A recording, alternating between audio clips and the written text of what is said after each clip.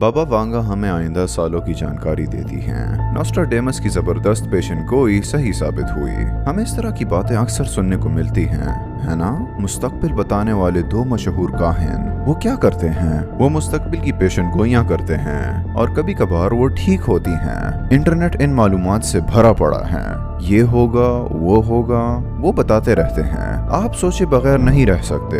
اگر صرف خدا کو مستقبل کا حال معلوم ہے تو یہ لوگ اس طرح کی خبریں کیسے لاتے ہیں؟ جواب بہت سادہ ہے، انہیں معلوم نہیں ہوتا۔ ان کی پیشن گوئیوں میں سے بہت سی سچ ثابت نہیں ہوئیں۔ عقلی طور پر ہر ایک کے لیے مستقبل کا حال بتانا ممکن نہیں ہے، سوائے یہ کہ انہیں مخصوص علامات نظر آئیں۔ آپ کے پاس بصیرت ہوگی، علم ہوگا، اور ہو سکتا ہے آپ کچھ اندازے لگا سکیں جن میں سے چند صحیح نکلیں، اور بعض اوقات صحیح ہوتے بھی ہیں۔ مثلاً تصور کرے میں ایک جھوٹا شخص تھا اور مجھے اس پر شرمندگی نہیں تھی۔ میں نے کہا ایک خوفناک وبا پھیلے گی، ہزاروں مر جائیں گے، ہر چیز خون میں نہا جائے گی۔ ایسی خوفناک چیزیں کہنا میری طرف سے کوئی پیشن گوئی نہیں ہوگی، کیونکہ دنیا میں وقفے سے نئی بیماریاں پھیلتی رہی ہیں۔ یا اگر میں کہوں ایک سخت قحط آئے گا تو یہ کوئی میری پیشن گوئی نہیں ہوگی، کیونکہ وقفے سے قحط بھی آتے رہے ہیں۔ ان مثالوں کی طرح کاہن مستقبل کے بارے میں پیشن گوئیاں اپنی معلومات اور پیش بینی کی بنیاد پر کرتے ہیں۔ عقل نہیں مان سکتی کہ جو شخص خود اپنے مستقبل کا حال نہیں جانتا وہ مستقبل کے کسی واقعے کے بارے میں کیسے بتائے گا؟ صرف یہی ممکن ہے کہ ایک علیم ہستی نے یہ معلومات انہیں دی ہوں، تبھی وہ مستقبل کی پیشن گوئی کے قابل ہوں گے۔ ہاں، بعض اوقات خدا پیغمبروں کو آئندہ واقعات کے بارے میں آگاہ کرتا ہے، لیکن کیا خدا ان لوگوں کو بھی آگاہ کرتا ہے؟ جیسے کہ میرے خیال میں یہ لوگ بہت پاک باز نہیں ہیں، وہ انہیں آگاہ نہیں کرے گا۔ اسلام ان کاہنوں کو ماننے یا ان کی بات پر اعتماد کرنے سے منع کرتا ہے۔ کیا یہ لوگ واقعی مستقبل کو دیکھ سکتے ہیں یا اصل بات کچھ اور ہے؟ آئیے ساتھ مل کر جانتے ہیں۔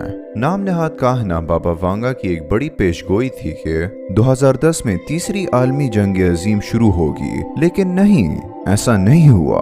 پیشن گوئی یہاں ختم نہیں ہوئی۔ اس نے یہ بھی کہا تھا کہ یہ جنگ 4 سال تک جاری رہے گی۔ ایک اور پیشن گوئی تھی کہ 2014 میں دنیا کی آدھی آبادی کو کینسر ہو جائے گا، یہ بھی نہیں ہوا۔ ایک اور تھی کہ 2021 میں وہ کینسر کا علاج کر لیں گے۔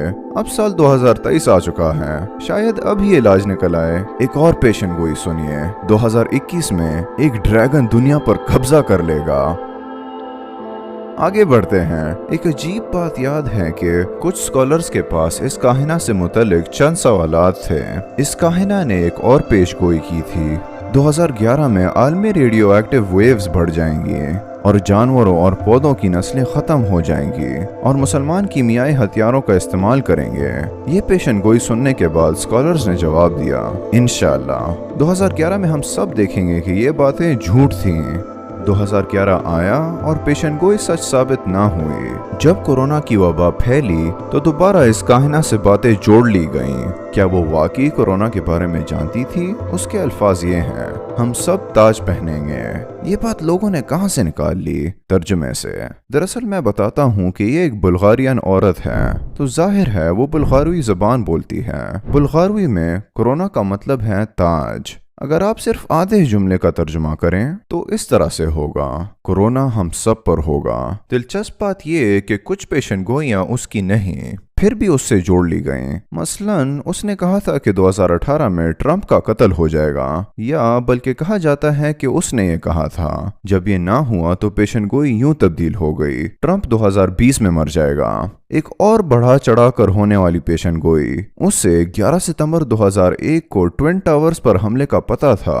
خبر ہمیشہ ایک جیسی رہتی ہے اور آپ کہہ اٹھتے ہیں، واقعی کیا اسے تاریخوں کا پتہ تھا؟ لیکن اس کی بات پر غور کیا جائے تو اس نے تاریخ نہیں بتائی تھی، نہ یہ کہا تھا کہ وہ ٹوین ٹاورز پر حملہ کریں گے۔ اس کی دوسری پیشن گوئیوں کی طرح اس کے بھی کئی مطلب نکل سکتے ہیں، اور جب واقعات ہو جاتے ہیں تو اس کے الفاظ کو زبردستی اس واقعے کے ساتھ جوڑ دیا جاتا ہے۔ تو اصل میں اس نے کیا کہا تھا؟ उसने कहा, दहशत दहशत, मेरे अमरीकी भाइयों पर स्टील के परिंदों के हमले के बाद सवाल आएगा। भेड़िए झाड़ियों में चीखो पुकार करेंगे। आप स्टील के परिंदों का मतलब हवाई जहाज ले सकते हैं, लेकिन अगर ट्विन टावर्स पर हमले ना होते तो आप किसी भी मिलिट्री ऑपरेशन से इसे जोड़ सकते थे, या आप परिंदे को असल परिंदा समझ लेते और पूरी बात को परिंदों से ताबीर कर सकते थे।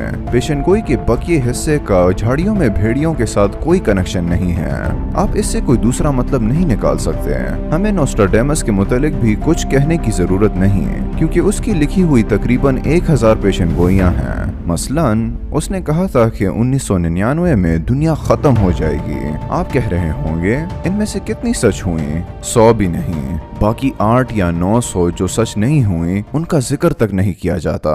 जो सच हुई उन्हें जबरदस्ती जोड़ा जाता या बहुत काबिल पेशन गोई बताया जाता है। जैसा कि हमने कहा, अगर ये इल्म और पेशबीनी रखते हैं तो ये मुस्तकबिल की कुछ चीजों का अंदाजा लगा सकते हैं। हम इस किस्म की चीजों की बात कर रहे थे। चलें इन बातों को एक तरफ रखकर पूछते हैं, इन लोगों को इतनी तवज्जो क्यों मिलती है? क्योंकि ये ऐसे अल्फाज में बात करते हैं जो अजीब अनदेखे होते हैं और उनसे हर किस्म के मानी निकाले जा सकते हैं। नोस्ट्राडेमस का तज्जिया करने वाले एक स्कॉलर ने अपने मुशाहिदात यूं बयान किए।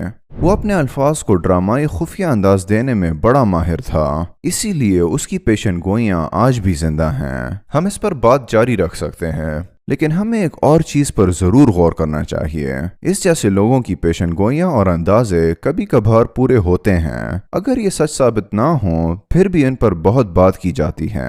लेकिन इंसानों में एक शख्स ऐसा भी है जिसने मुस्तकबिल की ऐसी पेशन गोई की गोया खुद वहां मौजूद हो। उसने मुश्किल तरीन बातों की पेशन गोई की जो दुरुस्त साबित हुई, लेकिन हैरत अंगेज तौर पर उसे दूसरों जैसी तवज्जो ना मिली। वो लोग जो काहिनों के बारे में बात करते नहीं थकते, जब उसकी बात आती है तो खामोश हो जाते हैं। मैं किसकी बात कर रहा हूँ? ऐसे बहुत से अनदेखे वाक़यात हैं जिनके बारे में हमारे पैगंबर मोहम्मद सल्लल्लाहु अलैहि वसल्लम ने हमें खुद आगाह किया और वो कई मरतबा सच साबित हो चुके हैं। माहिर इस्लामी स्कॉलर्स ने अपनी किताबों में इनका तस्करा किया है। तो ऐसा क्यों है कि हमारे पैगंबर मोहम्मद सल्लल्लाहु अलैहि वसल्लम की मुस्तकबिल की खबरों को ऐसी तवज्जो नहीं मिलती? ये समझना इतना मुश्किल नहीं है। पैगंबर सल्लल्लाहु अलैहि वसल्लम पूरी जिंदगी सच्चाई का पैगाम देने की मेहनत करते हैं। वो लोगों को खुदा के दीन पर लाते हैं। वो लोगों को निजात दिलाने वाली इबादत का तसव्वुर सिखाते हैं। वो उनकी रूहों को बचाने की कोशिश करते हैं। बदकिस्मती से लोग इस तरह अपनी वफादारी दिखाते हैं। क्या मोहम्मद सल्लल्लाहु अलैहि वसल्लम ने वाकई मुस्तकबिल की पेशन गोई की थी? बहुत से मुसलमान ये नहीं जानते और मैं भी उनमें से एक था। अजीब बात यह है कि कुछ लोग जानने के बावजूद इन खबरों से मुसलसल इनकार करते हैं। जब सच्चाई की बात आती है तो वो अंधे बन जाते हैं। मेरे ख्याल में बतौर इंसान हमें चंद संगीन मसाइल से निमटना होगा। तो ये है हमारी अगली वीडियो का टॉपिक, मुस्तकबिल की कुछ खबरें जो हमारे पैगंबर मोहम्मद सल्लल्लाहु अलैहि वसल्लम ने दी। हम उन्हें तफसील से जानेंगे। अपनी अगली वीडियो में आपसे मिलते हैं।